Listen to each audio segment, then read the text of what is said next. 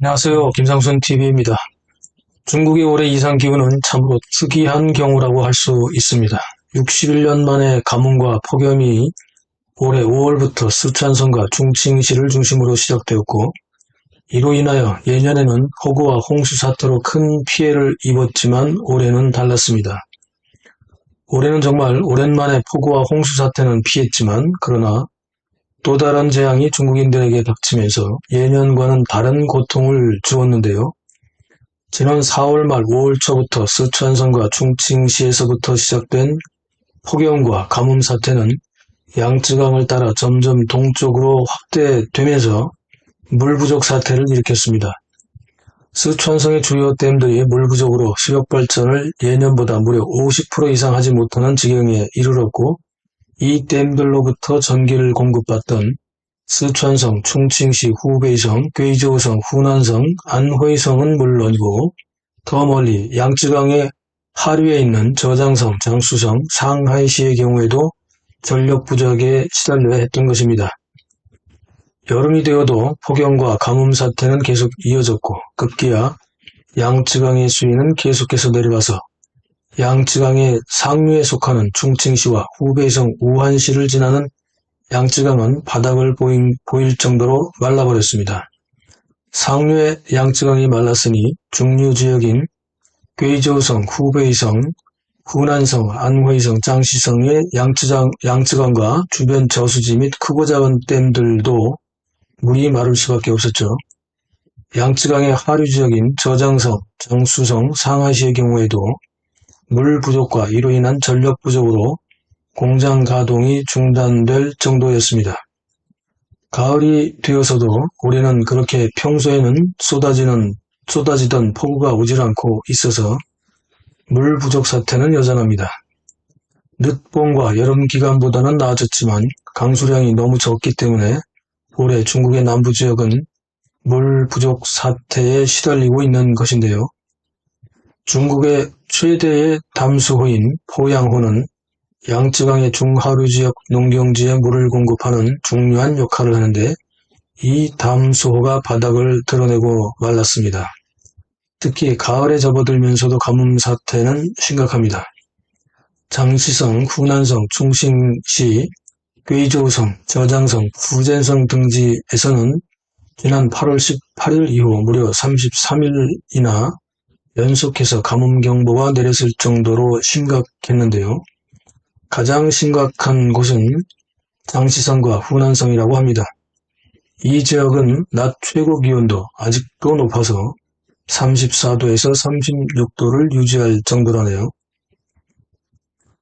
중국은 특히 최근 몇 년간 식량 수입이 급증하고 있는데 2020년에 식량 자급률이 82.6%, 2021년에는 80.6%, 그러나 올해는 전 세계가 이상기후로 작황이 아주 나쁘기 때문에, 그리고 중국의 식량 생산 기지인 남부지역 양쯔강 유역이 모두 농사를 망쳤기 때문에 중국의 식량 자급률은 80% 이하로 떨어질 전망이라고 합니다. 중국의 올해 식량 생산 목표는 총 6억 5천만 톤인데 이 목표는 이미 물 건너간 것으로 전망됩니다. 중국에서 가장 큰 담수호인 포양호는 지난 6월부터 4개월째 기록적인 폭염과 가뭄에 시달려서 호수바닥이 쩍쩍 갈라져서 마치 흙벽돌을 놓아둔 것처럼 변했습니다. 양쯔강의 중하류는 중국의 가장 큰 곡창지대이고 이곳에서 벼 생산의 65.7%가 생산되며 중국 전체 식량 생산에서도 32%에 이를 정도로 중요한 지역인데, 이렇게 오랜 기간 동안 가뭄으로 물이 부족하여 농사를 망치게 되었습니다. 비단 이뿐만이 아닙니다. 이제 겨울이 오면서 난방 문제와 전력난 문제가 남아있고, 더 심각한 것은 식량 부족 사태에 대해서도 걱정이 태산 같다는 겁니다. 올해 폭염과 가뭄으로 식량 생산에 차질이 빚어졌고, 식량 수입도 올해는 각국의 식량 자급자족과 식량 부족 분위기로 구매에 차질이 빚어지고 있기 때문이죠. 식량 생산의 최대 국가인 러시아와 우크라이나가 전쟁으로 제대로 생산이 이루어지지 못했고 중국과 미국은 가뭄으로 식량 생산이 원활치 못합니다. 베트남이나 태국의 경우에도 올해는 식량 수출량을 조절하고 있고 세계 각지에서 식량을 수입하려는 움직임이 예년보다 더 크기 때문에 식량 대란이 예상되죠. 따라서 상하이뿐만이 아니라 중국 전역에서도 사람들이 먹어야 하는 식량은 물론이고 가축들에게 먹여야 하는 사료도 부족 사태가 예상됩니다. 올해 이상기후는 지구촌 곳곳에서 동시다발적으로 벌어지고 있기 때문에 급히 식량을 구할 대처지도 없는 상황입니다. 그런데 10월 11일부터 상하이에서는 갑자기 생수사재기 사태가 벌어지고 있습니다. 상하이시에서 용수 공급에 차질이 생겨서 조만간 수돗물 공급에 제한을 둘 것이라는 소식이 나왔기 때문입니다. 그도 그럴 것이 상하이의 용수 공급은 양쯔강에 의존하고 있기 때문입니다. 양쯔강이 말라서 바닥을 보이고 있는 상황에서 상하이시에서 용수를 공급받을 곳이 없기 때문인데요. 일부에서는 바닷물을 걸러서 용수로 써야 할 정도로 현재 상하이시와 저장성, 장수성의 물 공급 사정이 아주 안 좋다는 얘기들이 나오고 있습니다.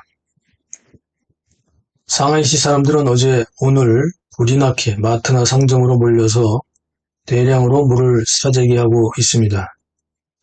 올해 상하이 시민들은 상반기에는 3월부터 6월까지 다이나믹 제로 코로나 대봉쇄로 생필품이 부족하고 특히 식자재가 부족하여 식자재 사재기 쟁탈전이 벌어졌습니다만 하반기에는 이제 생필품은 부족하지 않지만 또 하나의 생존의 필수품인 물 사재기 쟁탈전을 벌여야 한다며 하소연을 하고 있습니다. 위기는 전혀 생각하지 않은 곳에서부터 시작되고 있습니다. 다이나믹 제로 코로나 봉쇄 정책은 인위적인 재앙을 초래했지만 전 세계 지구촌 곳곳에서 동시다발적으로 올해 나타난 폭염과 가뭄 현상으로 중국 전체, 특히 중국의 젖줄로 마르지 않는 강으로 불리던 양쯔강이 바닥을 드러낼 줄은 누가 알았겠습니까? 변화로운 세계의 무역도시이자 물류도시인 상하이시가 생수가 부족할 정도가 될 줄은 누가 상상이나 했을까요? 올바른 지도자를 만나지 못하면 그리고 올바른 지도자를 선택할 용기가 없으면 재앙은 스스로 만드는 것이지만 이번 물 부족 사태는 하늘이 내린 벌일까요? 인간의 교만에 대해 하늘이 벌을 한 것일까요? 올해 겨울은 특히 식량 대란, 에너지 대란, 그리고 변이된 우한폐렴 코로나 바이러스와 독감에 다들 주의하셔야 하겠습니다. 모든 재난은 막을 수는 없지만 피해를 최소로 줄일 수 있는 예방은 어쨌든 최선을 다해서 해둬야 되지 않겠습니까?